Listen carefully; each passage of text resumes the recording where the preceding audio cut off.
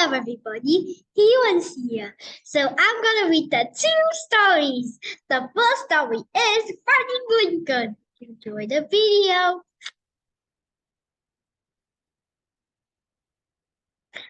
On his way, on his way home from school, Lewis walked past the main library. The door swung open, and Lewis could see an enormous room filled with books. Why? Why? There must be a million books in there. Maybe more. Lewis wished he could go inside and count them for himself. The books reminded Lewis that he had to write an e- essay essay on President Lincoln, but the library was for white people only, just like the strawberry milkshakes at the drugstore lunch counter, the swings in the city park, and the best seats at the movie theater. It was 1951 in Alabama, and Lewis could play all his piano scales and roller skate backwards. Still, he couldn't borrow a book from the main library. How about some lemonade? Asked Mama when Louis got home. I'm not thirsty. He sat down, kicking his foot against the table leg. What's the matter? Louis didn't feel like talking. He was thinking about Daddy always had books piled high by his bed, but he had read those books again and again. Now Daddy wanted a book on honeybees so he could learn how to keep beehives. If Mama was ever going to have fresh honey, Daddy needed to get inside that library too. Maybe a little homework will cheer you up, teased Mama as she let the biscuit dough rise for supper. That morning, Miss Yates had told Louis' class about the Civil War. The North and the South went to battle over many things, including slavery. The Southern farmers said they needed slaves to plant the tobacco and pick the cotton. President Lincoln wanted the slaves to be free. He dared to stand up for what he believed in, and that makes a lot of people mad, said Miss Yates. Lewis raised his head. Did President Lincoln shake you saying someone he was a boy? Miss Yates didn't know the answer. Why don't you find them and write us an essay? She said, giving him a book about Lincoln. But the book didn't say anything about young Abe. Now Louis stared at his blank paper. I need to find a book about President Lincoln when he was a boy, he told Mama. I have an idea, Mama said. After the biscuits were baked, she told Louis to the basement of their church. She and her friends had started a small library where people donated books they didn't want any more. Louis saw cookbooks, mysteries, and a book of maps. But no books about President Lincoln or honeybees. One day soon we'll be checking books out of the main library. Just you wait. Mama said on the way back home. Louis didn't want to wait anymore, and he wasn't going to. The next day after school, Louis stopped in front of the main library. Holding his breath, he climbed the wide steps and pushed open the door. Everywhere he looked, books were shelved high. Louis didn't have time to count, but a million seemed about right. The library was also full of people. Every one of them turned to stare at Louis. In the quiet room, shh. Louis' heart was beating as the ticking drum. He began walking to the front desk. He was so nervous that he bumped into a man's chair. What? Where are you going, boy? Said the man. Excuse me, mumbled Louis. On the polished floor, his sneakers squeaked like an old rusty hitch. Two librarians sat at the desk looking at him. Can't you read? Said one, pointed at the whites-only sign next to the door. Louis' face burned like it did when he ran fast on a hot day in August. The second librarian put down the book she was holding. You better go home, she said, leading Lewis back to the door as he gently pushed him outside. She whispered, "Come back tomorrow after 5." Lewis didn't see how tomorrow would be any different. Still, Miss Yates was waiting for that essay. He had to go back.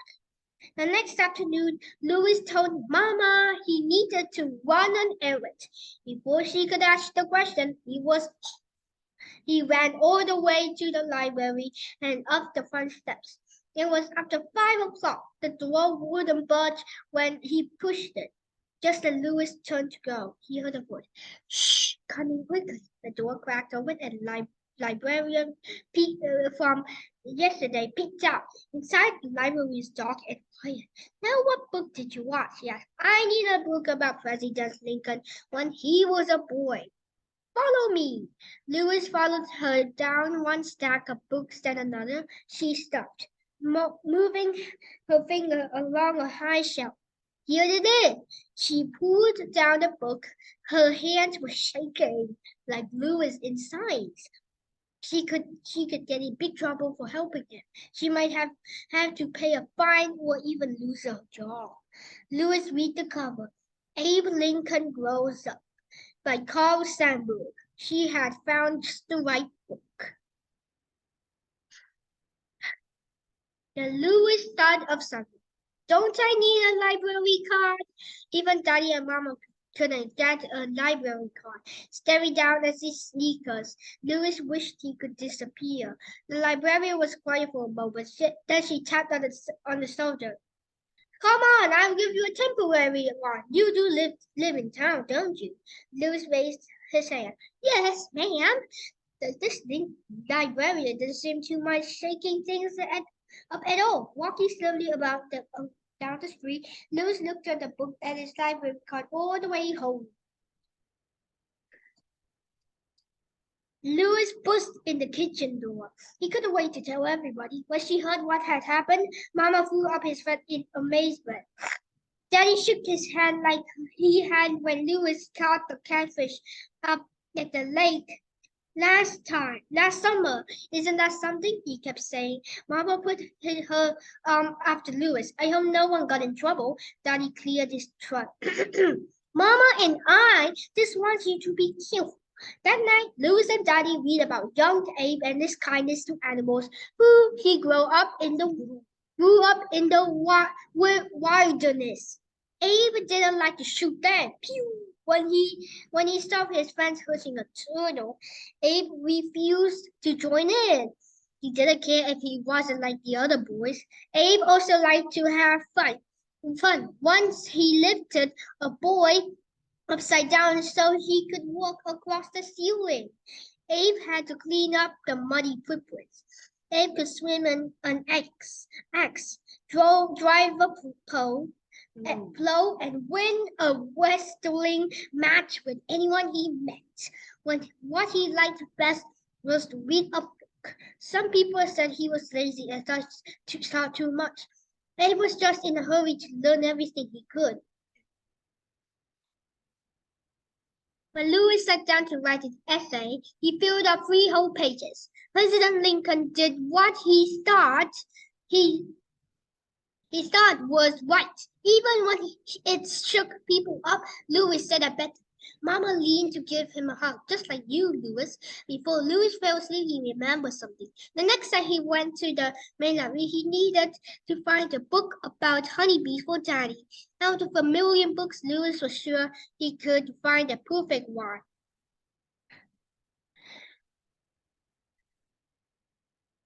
A great American teacher. In the past, some children in the United States could not get an education. Mary Lloyd Bethune helped change that. Mary was born in 1875 in South Carolina. Her family lived in a tiny cabin on their cotton farm. Many and her 16 brothers and sisters worked on the farm. Back then, few schools in South Carolina taught African American children. Mary's early life. One day, Emma Wilson came to the farm. farm. He wanted to teach African American children. Mary was eager to learn, although her parents needed her help from on the farm. They let her go to school. Miss Wilson inspired Mary to learn, and soon she finished school. Mary wanted to continue going to school, but her family had no money. Then Mary Christmas helped. She paid for Mary to go to college. It was not easy for Mary. Some people wanted to deny African Americans the chance to learn. Mary showed her bravery by standing up for her rights to an education. After Mary finished college, she became a teacher. She dreamed of opening a school for American African girls. Mary McLeod's Bethune. Everyone gets a chance. In 1904, many African Americans moved to Daytona Beach, Florida to build a railroad. Mary decided to open a school for the railroad workers' children. Building a school was hard work. Mary rented an old cottage for the school. Her neighbors helped her fix it up. The first students were 5 girls and Mary's own son. The students used burned wood for pencils and crushed berries for ink. Mary biked around town asking people to contribute to the school. More students came. They sold vegetables and gave concerts to raise money for the school, changing lives. By the 1920s, Mary needed a bigger building for her school. She opened a larger school that joined with another school nearby. The school became Bethune Cookman College. Mary grew up poor, but she helped many African Americans have more opportunities. Because of her, many African Americans received an education. She was a leader who was inspired to teach. Mary's stories still inspire us. Mary, thanks for watching. Click on the like and subscribe button. Goodbye, everybody. I meant.